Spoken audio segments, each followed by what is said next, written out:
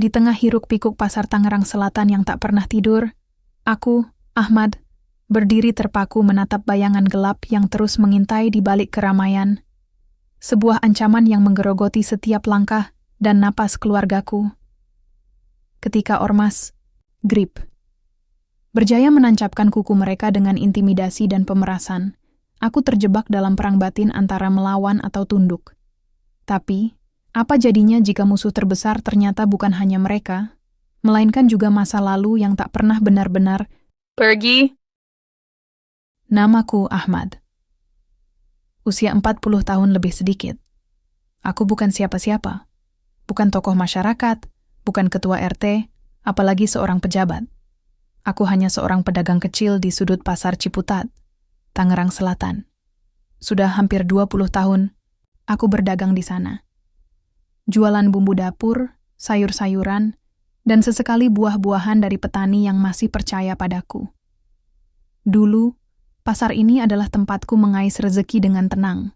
Ramai oleh suara ibu-ibu menawar harga, anak-anak kecil berlarian mengejar layangan plastik, dan para pedagang bersenda gurau sambil membersihkan lapaknya. Aku tahu wajah-wajah di sekitar lapakku. Kami saling sapa, saling jaga. Tapi itu dulu. Sebelum ormas itu datang, mereka menyebut dirinya GRIP Berjaya. Awalnya hanya sekelompok pria berbadan besar yang sering mondar-mandir di pasar. Katanya, menjaga keamanan. Awalnya, kami tak curiga. Mereka membantu mengatur parkir, mengusir preman kecil yang biasa merampas dagangan ibu tua. Tapi semua itu hanya kedok. Aku ingat hari ketika semuanya berubah. Hari ketika mereka tak lagi hanya mengatur, tapi mulai meminta. Bukan meminta, sebenarnya. Memaksa. Mereka menyebutnya iuran keamanan. 100.000 setiap minggu. Untuk pedagang kecil seperti aku, itu bukan jumlah kecil. Ayolah Bang Ahmad, buat jaga-jaga juga kan? Lagian, kalau abang aman, dagangan juga lancar. Kata salah satu dari mereka. Ferry, namanya, dengan senyum, licik di bibir, tapi matanya tajam seperti belati. Aku tak menjawab, hanya mengangguk pelan. Aku tahu, menolak bukan pilihan. Hari demi hari, pasar ini berubah. Tak ada lagi tawa lepas dari para pedagang. Banyak yang memilih tutup lebih awal. Beberapa menghilang, entah pindah, entah bangkrut. Dan aku tetap bertahan. Mungkin karena aku tak tahu harus kemana lagi. Atau mungkin karena aku terlalu takut untuk mundur. Istriku Siti sering menyuruhku mencari tempat lain. Jualan online, katanya. Tapi aku bukan anak muda yang paham teknologi. Aku lebih mengerti berat timbangan daripada algoritma. Dan pasar ini, seburuk apapun, masih satu-satunya tempat aku merasa hidup. Namun, rasa hidup itu kini bercampur dengan takut. Suatu pagi, ketika aku baru selesai menata cabai merah dan bawang putih, aku melihat Arif, pedagang tahu di seberang lapakku, ditarik paksa ke sudut belakang pasar. Aku tak berani mendekat, hanya bisa mencuri pandang. Ada suara teriakan, diikuti bunyi benda tumpul menghantam daging. Lalu senyap. Beberapa menit kemudian, Arif kembali berjalan ke lapaknya. Tapi kali ini, tertatih. Wajahnya lebam, bajunya robek. Di tangannya ada amplop. Ia melemparkan pandangan ke arahku. Pandangan kosong. Seperti hendak berkata, "Jangan ikut-ikut. Diamlah." Aku mengangguk kecil. Sekali lagi, diam. Sore harinya, saat aku mengemasi barang dagangan, seseorang menghampiriku. Pria jangkung, kulit sawo matang, rambut tipis. Bajunya biasa saja, tapi tatapannya tajam. "Bang Ahmad?" tanyanya. Aku mengangguk, curiga. "Namaku Tono. Saya dari kantor kelurahan. Bisa kita bicara sebentar?" Aku tak tahu harus menjawab apa.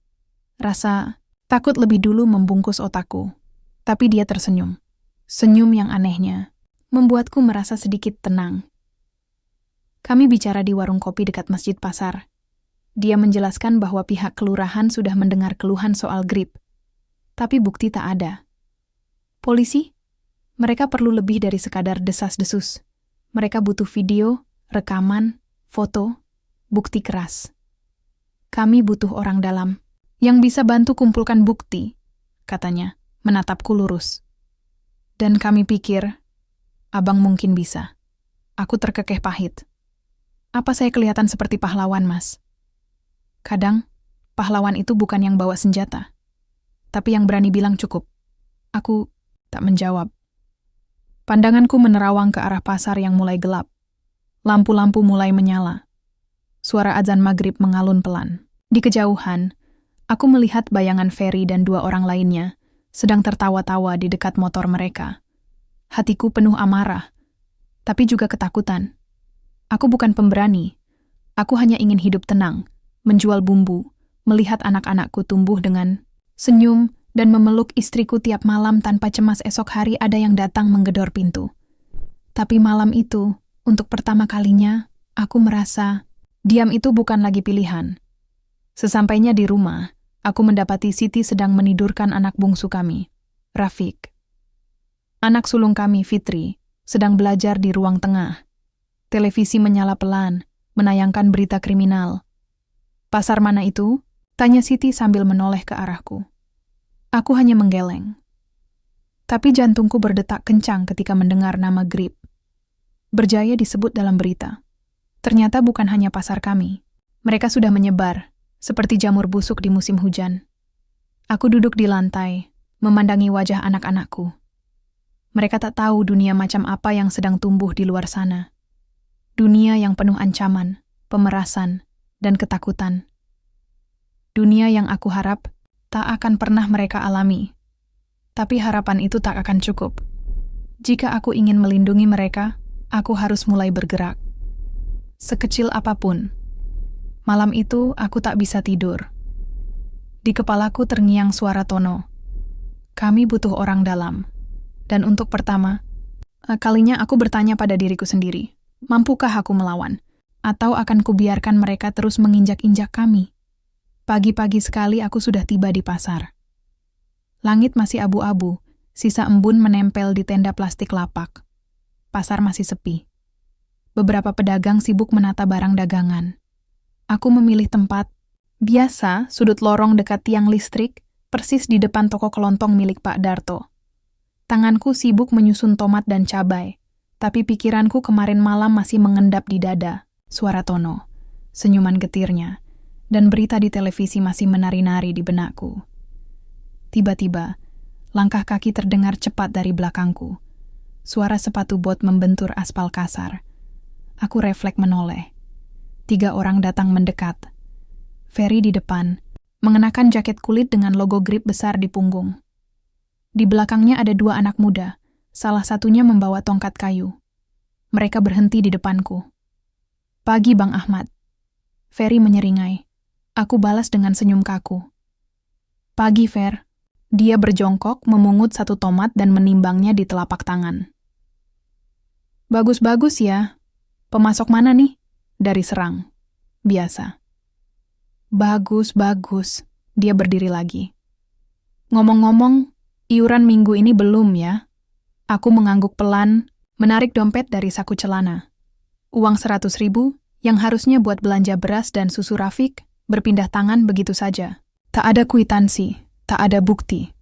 Hanya diam dan ketakutan. Terima kasih atas kerjasamanya, Bang. Aman terus ya. Mereka pergi begitu saja. Tawa mereka menggema di lorong pasar, menampar hati kami yang hanya bisa diam. Aku memejamkan mata, sebentar, menahan amarah yang mulai menyembul dari dalam dada. Ingin rasanya ku lempar tomat itu ke punggungnya, tapi apa gunanya? Aku bukan tentara, bukan polisi. Aku hanya pedagang kecil yang bahkan tak tahu caranya melawan. Siang itu, aku menyempatkan duduk di warung kopi dekat pintu masuk pasar. Beberapa pedagang berkumpul di sana. Semuanya bicara pelan, seperti takut suara mereka ditelan angin dan dibawa ke telinga yang salah. Kamu tahu, kemarin si Ahmad ditonjok di belakang. Gara-gara telat setor, ujar Pak Darto dengan suara serak. Anak buah Grip makin ngawur, tambah Bu Marni, penjual kue. Mereka ngancem saya kalau lapak nggak nambah bayaran, mereka yang isi. Gimana bisa dagangan saya cuma kue basah? Aku hanya mengangguk. menjadi saksi diam untuk setiap ketakutan yang berserakan. Seseorang yang tak ku kenal duduk di sampingku. Wajahnya asing, tapi sorot matanya penuh pengertian. "Ahmad, ya?" tanyanya pelan. Aku menoleh waspada. "Iya, maaf, kita kenal?" Dia mengeluarkan secarik kertas dari dalam tas kecilnya. Saat kulirik, ternyata foto. Foto Ferry dan 2 anak. Buahnya sedang memukul seseorang. Gambar buram tapi cukup jelas. "Saya wartawan. Teman dari Tono," katanya cepat. "Kami butuh bukti lebih banyak. Kami sudah dengar soal grip. Tapi kami perlu orang dalam yang tahu rutinitas mereka. Kapan mereka datang, siapa saja yang terlibat, dan kalau bisa, ada rekaman." Jantungku berdegup kencang. "Kalau mereka tahu saya bantu, saya bisa habis, Mas." Dia mengangguk, pelan. "Kami paham. Tapi kalau tak ada yang berani buka suara, grip akan terus tumbuh. Hari ini 100.000, besok bisa 500. Lama-lama mereka kuasai seluruh pasar." Aku memalingkan wajah. Aku tahu dia benar. Tapi rasa takut ini lebih nyata dari sekadar kata-kata. Aku membayangkan Rafiq bermain di depan rumah, lalu seseorang datang. Atau Fitri yang pulang dari sekolah diikuti oleh pria tak dikenal. "Pikirkan baik-baik, Pak. Ahmad, kalau Bapak bantu kami akan jaga Bapak. Tapi kami butuh Bapak juga menjaga orang lain." Sore itu, aku pulang dengan pikiran yang semakin berat. Siti menyambutku dengan wajah lelah. "Mau makan dulu atau mandi dulu?" tanyanya sambil menyiapkan nasi. Aku tak langsung menjawab. Aku hanya duduk di kursi rotan yang mulai reot. Rafiq memanjat ke pangkuanku, membawa mainan kecil dari sendok plastik dan botol bekas. "Abi, tadi di sekolah aku dapat bintang. Kata bu guru aku pinter berhitung." Serunya, aku tersenyum, meski hati ini teriris. Abi bangga, tapi jangan cepat puas. Ya, nanti kalau besar, Rafiq harus lebih pintar dari Abi. Jangan jadi pedagang pasar kayak Abi, kataku pelan. "Kenapa? Abi keren kok." Kata-kata anakku menghantam dadaku. Keren? Kalau dia tahu betapa seringnya aku menunduk di hadapan preman, betapa seringnya aku menukar harga diri dengan rasa aman. Setelah makan malam, aku duduk di teras rumah, sendirian. Langit malam cerah, bulan menggantung indah. Tapi hatiku tetap gelap. Aku membuka ponsel tua yang hanya bisa merekam dengan suara pas-pasan. Tapi aku tahu, ini bisa jadi awal. Kalau aku mau berubah, kalau aku ingin hidupku dan anak-anakku tidak terus dalam bayang-bayang grip, aku harus mulai dari sesuatu, meski kecil, meski takut. Esok harinya, aku menyembunyikan ponsel itu di antara tumpukan karung cabai. Siap merekam, siap menangkap bukti, dan siap untuk mulai melawan. Untuk pertama kalinya aku merasa ketakutanku bukan lagi penghalang, tapi alasan. Hari itu, aku datang lebih pagi dari biasanya. Langit masih gelap, bahkan burung pun belum bersuara. Di pundakku, karung cabai dan tomat terasa lebih berat dari biasanya. Bukan karena beban fisiknya, tapi karena apa yang kuselipkan di antara sayur-sayur itu, ponsel tuaku, dengan fungsi rekam, suara yang siap menyala. Kupasang posisi di bawah meja, di dalam plastik hitam, lalu kuatur tombol perekam agar bisa aktif sekali tekan. Tanganku gemetar, bukan karena dingin pagi, tapi karena takut jika mereka tahu. Jam 7:15, seperti biasa, Ferry datang. Bersama 2 anak buahnya, kali ini dengan langkah lebih lambat dari biasanya. Aku sempat berpikir mereka curiga. Tapi ternyata tidak. Ferry malah tersenyum, menyapa, seperti biasa, lalu menepuk pundakku keras-keras. "Bang Ahmad, pagi cerah nih. Moga dagangan laris ya," katanya, lalu tertawa. Aku ikut tertawa kecil. Palsu. Sangat palsu. "Biasa, Fer. Yang penting cukup buat bawa pulang." Dia menatap barang daganganku, lalu menoleh ke anak buahnya. "Ini, kayaknya cabainya bagus.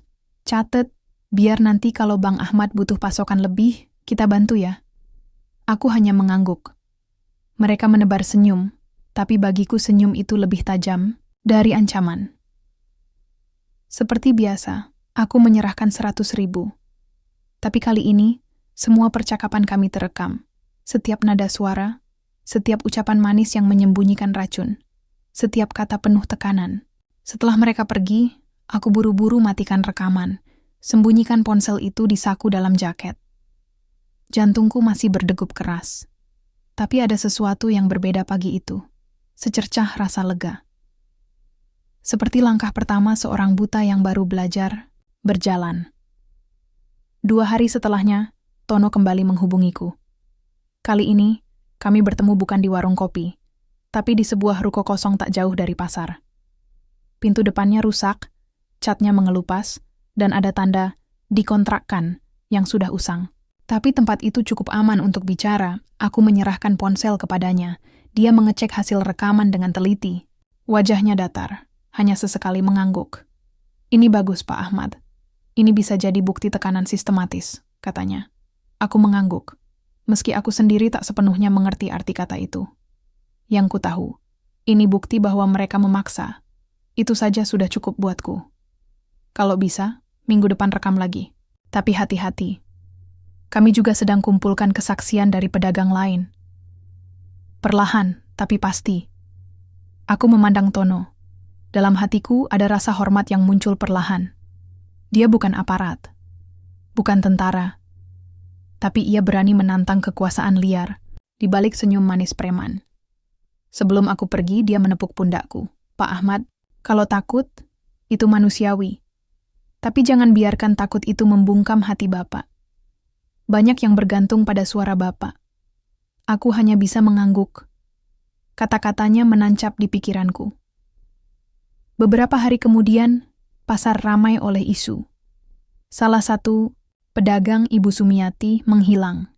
Lapaknya kosong. Beberapa orang bilang dia pindah ke rumah saudaranya di Bekasi. Tapi ada juga yang bilang dia diancam karena menolak membayar uang keamanan. Aku mengenal Bu Sumi. Ia menjual tempe dan tahu di dekat lapak sayurku. Sudah tua. Janda pula. Yang ku tahu, dia sering berdebat dengan orang-orang Grip karena mereka menyuruhnya bayar lebih untuk tempatnya yang katanya strategis. Tapi siapa sangka keberaniannya itu bisa menghilangkan dia dari pasar? Malam itu, aku duduk diam di teras rumah, menatap langit yang mulai mendung. Siti datang membawa teh hangat. Ia duduk di sampingku tanpa kata-kata. Setelah beberapa menit diam, ia berkata pelan, "Mas, kamu kenapa akhir-akhir ini sering melamun? Aku hanya menatap gelas di tanganku. Kalau ada yang kamu simpan, cerita aja. Aku istrimu, Mas. Aku bukan orang luar," lanjutnya. Aku menghela napas panjang. Rasanya aku ingin jujur, ingin bercerita. Tapi mulutku terasa berat, karena jika aku buka semua, aku tahu Siti akan lebih takut dariku. "Mas cuma lagi mikirin dagangan. Pasar makin sepi," kataku berbohong setengah hati. Siti mengangguk pelan. Tapi aku tahu dari matanya, ia tak percaya sepenuhnya. Seminggu kemudian aku mendapatkan kabar bahwa akan ada pertemuan warga malam itu. Tidak resmi, tapi penting.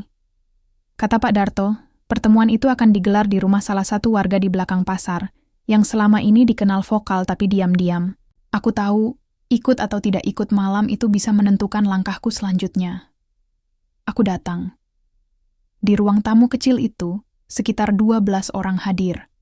Semuanya wajah yang familiar. Beberapa dari mereka pedagang, beberapa lainnya warga sekitar yang terganggu oleh ulah Grip. Pertemuan itu dipimpin oleh seseorang bernama Pak Rendra, seorang guru SD yang lama tinggal di wilayah itu. Dia berbicara tenang, tapi jelas. Kita semua sudah muak, tapi kita tidak bisa sembarangan.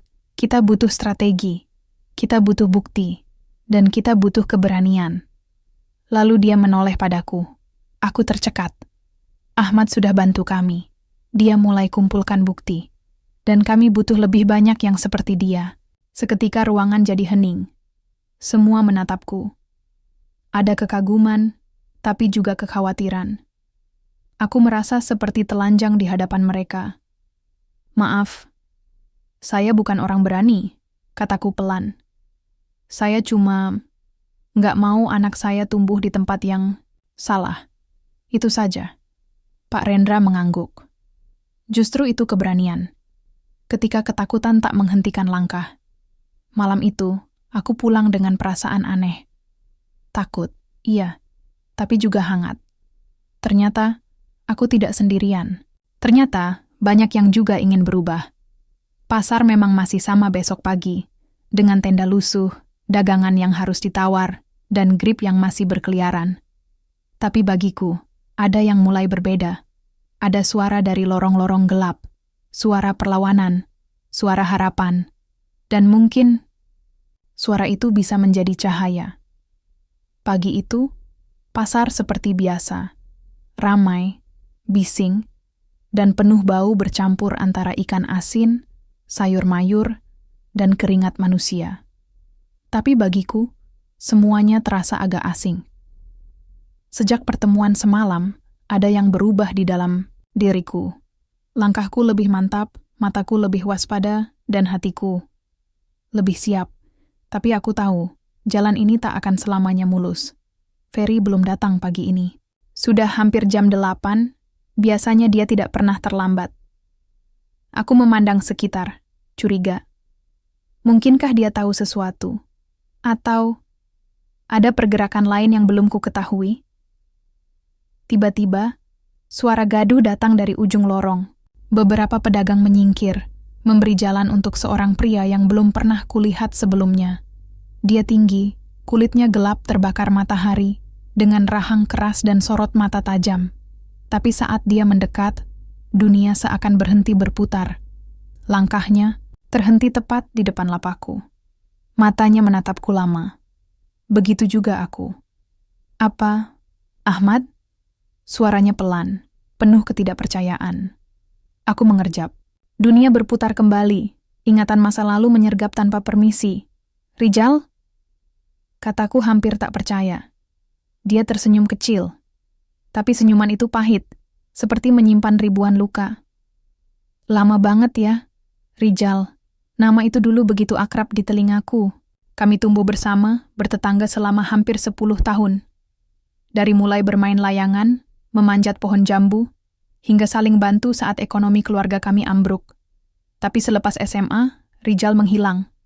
Katanya merantau ke Kalimantan cari kerja. Sejak itu tak ada kabar. Dan sekarang, dia berdiri di depanku, dengan jaket hitam bertuliskan Grip berjaya di lengannya. Aku nyari elu sejak dulu, Matt, katanya. Gak nyangka ketemu lagi di tempat beginian. Aku mengangguk pelan. Hati ini seperti diremas. Sama. Tapi, kamu sekarang, dia tertawa kecil, getir. Ya, aku bagian dari ini, dari Grip. Udah hampir 5 tahun. Aku terdiam. Rasanya sulit bernapas. Rijal menunduk sebentar, lalu menatapku dengan mata yang jujur. Gue tahu lo mungkin jijik lihat gue kayak gini. Tapi, Matt, hidup nggak semudah waktu kita main petak umpet dulu. Aku menggenggam tangan erat, menahan gejolak di dada. Gue balik ke Tangerang pas bokap gue stroke. Nyokap nggak kerja. Gue cari kerjaan, nggak ada yang mau nerima. Terakhir gue ketemu Jaya. Dia tawarin kerjaan keamanan. Awalnya gue pikir ya kayak satpam biasa. Tapi, lo tahu kan sisanya. Aku menarik napas panjang. Lo tahu apa yang kalian lakuin ke kami, pedagang kecil? Lo tahu berapa banyak orang yang gak bisa makan karena uang keamanan itu? Rijal menatapku, perlahan angguk. Gua tahu. Dan gua gak bangga. Keheningan menyelimuti kami berdua. Suara pasar seakan menjauh. Lo bisa keluar dari ini, Jal, kataku pelan. Gue ikut gerakan warga. Kita coba lawan Grip. Lo bisa bantu kami. Dia tertawa. Tapi bukan tawa bahagia. Keluar? Matt, ini bukan kayak keluar dari grup WhatsApp. Lo pikir Jaya bakal biarin gue cabut gitu aja? Gue tahu semua data internal, posisi mereka. Siapa yang ngatur uang?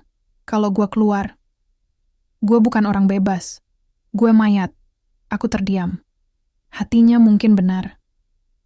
Tapi ini tak menghapus kenyataan bahwa dia adalah bagian dari sistem penindas. Hari-hari selanjutnya, pertemuanku dengan Rijal jadi lebih sering. Entah kenapa, dia selalu mampir ke lapakku tiap pagi. Kadang hanya untuk menyapa, kadang untuk sekadar ngobrol. Tapi yang membuatku gelisah, Ferry dan anak buahnya makin jarang terlihat. Tono menghubungiku suatu malam. Pak Ahmad, kami dengar kabar ada perubahan di struktur GRIP. Beberapa orang dekat Jaya hilang. Kami takut mereka mulai mencium gerakan kita. Aku pun menceritakan tentang Rijal, tentang masa lalu kami, tentang pertemuan kami yang tak terduga. Tono terdiam sejenak di seberang telepon. Kalau dia tahu posisi-posisi kunci GRIP, dia bisa jadi kunci besar buat kami. Tapi hanya kalau dia bersedia bicara. Aku menelan ludah. Dia takut, sangat takut. Kalau begitu, kita harus buat dia merasa punya tempat untuk kembali, punya alasan untuk melawan. Satu malam, aku memberanikan diri mengajak Rijal bertemu di rumahku. Siti sedikit gelisah, tapi aku menenangkannya. Rijal datang dengan wajah lelah. Kami duduk di teras, seperti dua sahabat lama yang pernah bermain gundu, tapi sekarang bicara tentang perang. Aku diajak Tono dan teman-temannya buat kumpulin bukti GRIP. Aku udah mulai bantu. Mereka juga tahu tentang lo, kataku pelan. Rijal diam, menunduk. Kalau lo bantu mereka, lo bisa keluar. Bisa. Gue tahu jalannya gak gampang. Tapi setidaknya, lo bisa bersihkan nama lo sendiri. Dia mendesah. Mad. Gue gak sebersih lo. Gue pernah mukul orang. Gue pernah maksa janda tua bayar uang keamanan. Gue bukan korban. Gue pelaku. Aku menatapnya, dalam. Lo pelaku, iya. Tapi lo juga sahabat gue. Dan sahabat gue yang dulu. Gak mungkin dia melihat orang lain diinjak. Butiran air mata muncul di sudut matanya. Ia cepat-cepat menyeka. Aku punya anak, Jal. Lanjutku. Namanya Rafiq. Umurnya 6 tahun. Kalau lo bisa bantu kami, lo bantu anak-anak kayak dia punya masa depan. Lama kami diam. Hanya suara jangkrik dan angin malam yang menemani. Lalu, perlahan, Rijal mengangguk. Oke, gua bantu. Tapi kalau gua ngilang, lo tahu siapa pelakunya. Hatiku mencelos, tapi aku juga tahu, malam ini, jalan yang kupilih bertambah 1 orang. Dan kadang, 1 orang bisa ubah segalanya. Keesokan, harinya Rijal menyerahkan padaku sebuah flash disk. Di dalamnya ada data, jadwal iuran pasar, daftar nama yang setor, dan bahkan rekaman suara Jaya memberi instruksi. Gua rekam waktu gua pura-pura tidur di ruang rapat kecil. Lo bawa ini ke Tono, katanya lirih. Aku mengambilnya dengan kedua tangan. Seakan benda kecil itu menyimpan harapan seluruh komunitas pasar ini. Langkah-langkah kecil ini mungkin belum menjatuhkan Jaya. Tapi aku tahu, batu besar bisa hancur oleh tetesan air yang sabar. Dan sekarang, aku tidak sendiri. 1 minggu setelah Rijal menyerahkan flash disk itu, segalanya berubah.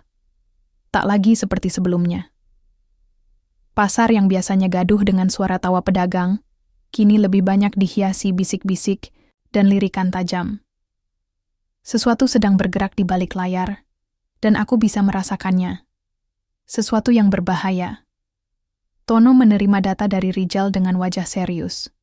Ia segera menyalin semua isinya dan mengirim ke tim analisis mereka. Katanya, dalam waktu dekat akan ada gerakan besar. Penyusupan dan pengumpulan barang bukti langsung ke markas GRIP yang tersembunyi di gudang kosong, dekat jalan tol Serpong. Pak Ahmad, kita semakin dekat. Tapi justru di titik ini, semuanya bisa runtuh kalau satu saja langkah kita goyah. Ucap Tono malam itu lewat telepon. Aku tak bisa tidur malam itu. Setiap suara motor yang lewat membuatku terlonjak. Siti mulai gelisah. Ia tahu aku menyembunyikan sesuatu. Tapi aku belum sanggup bercerita sepenuhnya. Belum sekarang. 3 hari kemudian, Ferry kembali muncul. Kali ini, wajahnya berbeda. Tak ada senyum basa-basi. Tak ada tepukan ringan di bahu. Dia datang bersama 2 orang yang tak kukenal. Keduanya bertubuh besar, mengenakan jaket kulit, dan menatap tajam seperti sedang menilai-nilai hidupku. Dia berdiri di depan lapakku, menyilangkan tangan. Bang Ahmad, kita bisa ngobrol sebentar? Aku mencoba tenang. Ngobrol aja di sini, Fer. Nggak usah jauh-jauh. Dia tertawa kecil, sinis. Gua nggak tanya. Ayo ikut. Aku sempat melirik sekitar, berharap ada 1 atau 2 pedagang lain yang akan memberi tanda bahaya, tapi tak satu pun berani menatap. Mereka semua tunduk. Diam. Seperti biasa. Rasa takut telah menjadi mata uang sehari-hari di pasar ini. Aku dibawa ke gang sempit di belakang pasar. Di sana, Ferry menyandarkan tubuhnya ke dinding. Kedua pria besar itu mengapitku dari kiri dan kanan. Lo kenal sama orang namanya Tono ya? Tanyanya tanpa basa-basi. Jantungku langsung melonjak. Tapi aku tahan, wajahku tetap datar. Siapa itu? Ferry mendengus. Jangan main bodoh. Kita tahu ada yang bocorin data internal. Kita tahu ada yang rekam suara. Dan kita tahu lo udah terlalu sering keliaran malam-malam. Aku terdiam. Lalu dia maju 1 langkah. Gue suka lo, Matt. Dulu lo diem, lo ngerti tempat lo. Tapi sekarang, kayaknya lo mulai lupa siapa yang pegang pasar ini. Salah satu pria di sampingku mendorong bahuku, kasar. Aku nyaris tersungkur. Jangan bikin gue bikin contoh dari lo, Matt, kata Ferry pelan. Tapi nadanya seperti pisau yang digesekkan ke tenggorokan. Aku ingin bicara, ingin melawan. Tapi aku tahu, ini bukan tempatnya. Apa yang lo mau? Tanyaku. Akhirnya, dia tersenyum miring. Gampang, diam. Urus jualan lo, jangan sok jadi pahlawan. Mereka meninggalkanku begitu saja. Tubuhku gemetar. Keringat dingin mengucur deras. Tapi ada satu hal yang lebih kuat dari rasa takut yang menjalari tubuhku. Kemarahan. Malamnya, aku akhirnya jujur pada Siti. Aku ceritakan semuanya, dari awal. Tentang grip, tentang rekaman, tentang pertemuan dengan warga, tentang Rijal, tentang ancaman Ferry hari ini. Siti menangis. Tapi bukan karena lemah. Tangisnya penuh kemarahan. Kenapa kamu gak cerita dari awal, Mas? Aku takut kamu khawatir. Dia menggeleng keras. Khawatir? Aku lebih khawatir kalau kamu terluka dan aku gak tahu apa-apa. Kalau kamu ditangkap, dianiaya, dan aku gak bisa bantu karena aku buta. Aku diam. Lalu ku pegang tangannya. Maaf, aku pikir aku melindungimu. Tapi ternyata, aku justru sembunyi. Siti menarik napas panjang. Apapun yang terjadi, kita hadapi sama-sama. Aku istrimu. Dan kalau kamu sudah pilih jalan ini, aku juga akan ikut berdiri. Perkataan itu, sesederhana apapun, menyiramkan keberanian ke hatiku. Aku tidak sendiri. Hari-hari berikutnya berjalan seperti meniti pecahan kaca. Kami tahu mereka sedang mencari siapa pengkhianat di dalam. Rijal memberiku kabar bahwa suasana di markas makin panas. Jaya mulai curiga semua orang. Bahkan orang-orang lamanya pun mulai dicurigai. Ada kemungkinan mereka mau pindah tempat, sembunyiin data, bersih-bersih. Kalau tim lo nggak cepet, semua bukti bisa hilang, kata Rijal lewat pesan suara. Aku sampaikan kabar itu ke Tono. Dan akhirnya, keputusan dibuat, penyergapan akan dilakukan dalam 7 hari ke depan. Polisi dan Intel sudah siaga, dan warga yang berani bersaksi sudah dikumpulkan. Pak Ahmad, kami minta satu hal terakhir. Bisa nggak Rijal kasih kami titik masuk dan kode kunci ke gudang itu? Tanpa itu, kami nggak bisa gerak cepat, kata Tono. Aku tahu itu berarti mempertaruhkan nyawa Rijal. Tapi ini kesempatan sekali seumur hidup. Malam itu aku temui Rijal. Kami bicara di tempat biasa, teras rumahku, sambil ngopi dengan lampu temaram. Aku tahu lo takut, Jal. Tapi ini titik terakhir. Kalau lo bantu ini, mungkin lo bisa hidup bebas selamanya. Dia diam lama. Sangat lama. Lalu ia mengangguk. Gue kasih, tapi setelah itu, gue pergi. Gue gak bisa tinggal di sini. Gue bakal jadi target. Aku mengangguk. Gue ngerti. Gue bakal bantu lo pergi. Dia menyerahkan selembar kertas kecil. Ini semua kodenya. Titik masuk, waktu patroli, bahkan jalur kabel CCTV. Gue hafal semua. Aku mengambilnya. Mata kami saling bertemu. Tak ada kata-kata, hanya pemahaman. Ini adalah akhir dari jalur kelam yang panjang bagi sahabatku. tapi juga permulaan dari pertempuran terakhir. Dini hari sebelum penyergapan, aku menatap langit yang gelap tanpa bintang. Siti duduk di sampingku, menggenggam tanganku. "Kamu yakin ini jalannya, Mas?" tanyanya. Aku mengangguk pelan. "Iya, kalau aku mati pun, aku tahu aku mati karena benar. Dan ketika azan subuh berkumandang, aku tahu sebentar lagi semuanya akan berubah untuk selamanya." Malam itu, udara di Tangerang Selatan terasa lebih pekat dari biasanya. Langit kelam tanpa bintang menyelimuti seluruh kawasan pasar, dan ganggang sempit yang selama ini menjadi saksi bisu perjuangan hidup kami. Detak jantungku berdegup lebih kencang dari biasanya. Setiap detik terasa seperti berdentang keras di dalam dadaku. Ini malam yang sudah lama kami tunggu. Malam di mana segala ketakutan dan harapan bertemu dalam satu titik.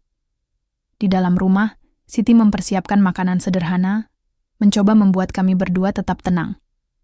Tapi aku tahu, dia pun merasakan kegelisahan yang sama, meskipun wajahnya tampak tegar. Matanya berkaca-kaca saat aku genggam tangannya erat. "Kamu harus hati-hati, Mas," bisiknya lembut namun tegas. "Ini bukan hanya soal kamu, tapi juga untuk kami semua." Aku mengangguk pelan, berusaha menyembunyikan keraguan dan rasa takut yang mencoba merayap masuk. Tapi aku sadar, malam ini aku bukan lagi hanya pedagang kecil yang hidup dalam bayang-bayang. Ancaman. Aku telah menjadi bagian dari sesuatu yang lebih besar. Sebuah perjuangan untuk keadilan yang mungkin akan mengorbankan segalanya. Setelah makan malam yang hening, aku bertemu dengan Tono dan beberapa anggota warga yang telah siap membantu.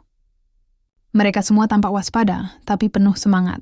Di tangan mereka tergenggam dokumen dan ponsel yang menjadi saksi bisu dari rencana yang telah dirancang sedemikian rupa.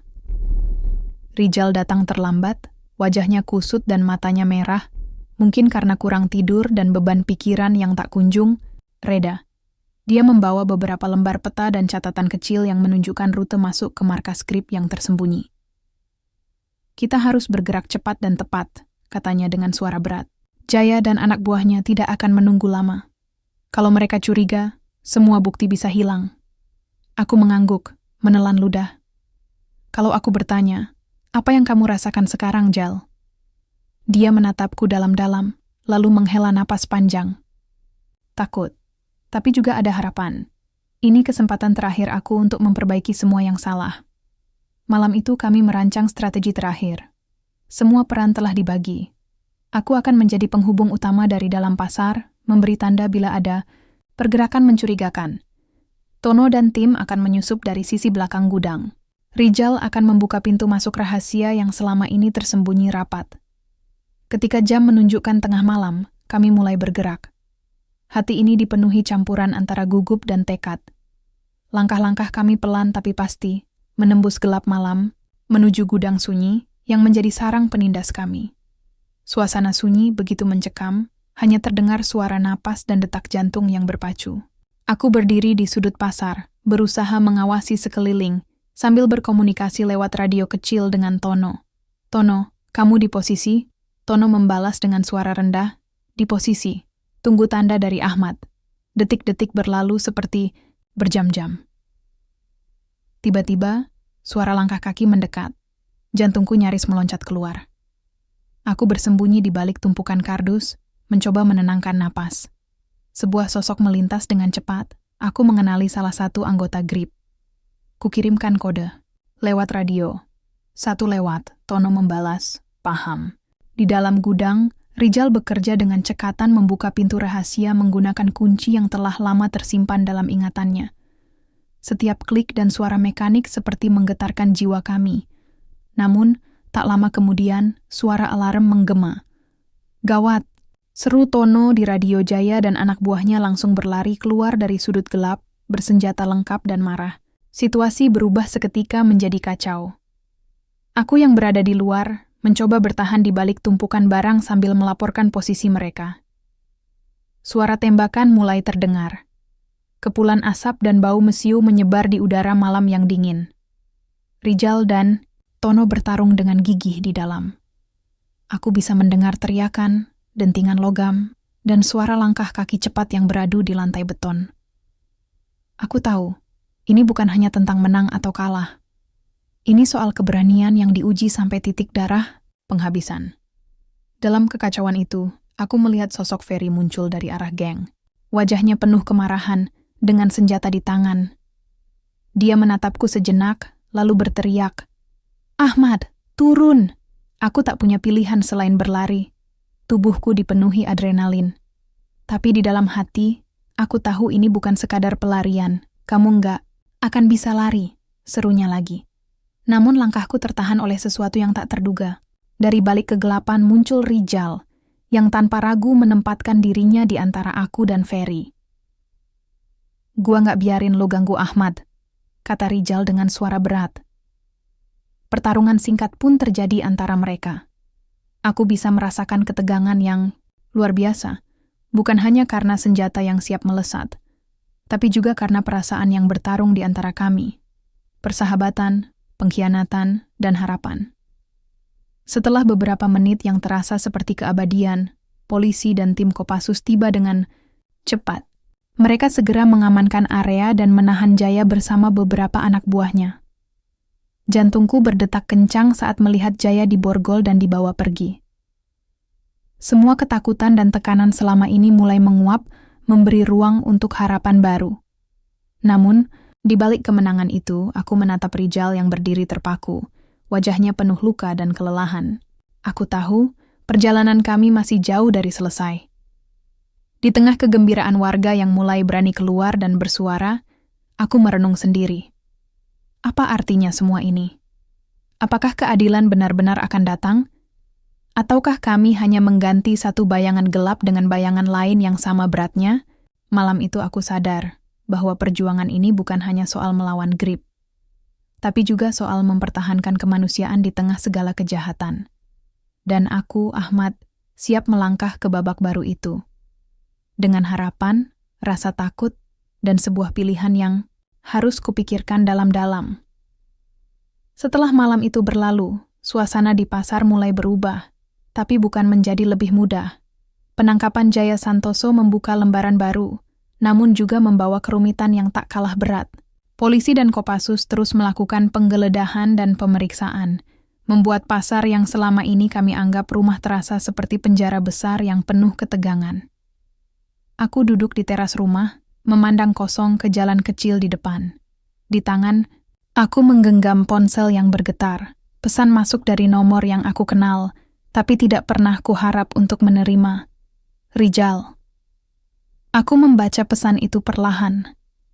"Kita harus bicara. Aku tidak bisa diam lagi. Aku bukan musuhmu, Ahmad." Jantungku berdegup kencang. Beberapa hari terakhir ini, aku telah bergulat dengan perasaan campur aduk tentang Rijal. Dia bukan hanya anggota Grip yang ikut tertangkap, tapi juga sahabat lama yang pernah aku percaya sepenuh hati. Bayangan masa lalu kami bersama menghantui pikiranku.